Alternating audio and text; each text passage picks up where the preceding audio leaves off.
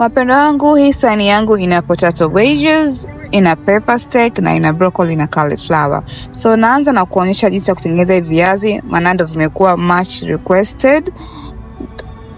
Kama unavyoona hapa vina rangi nzuri, vina seasoning, vilikuwa vitamu, very crispy.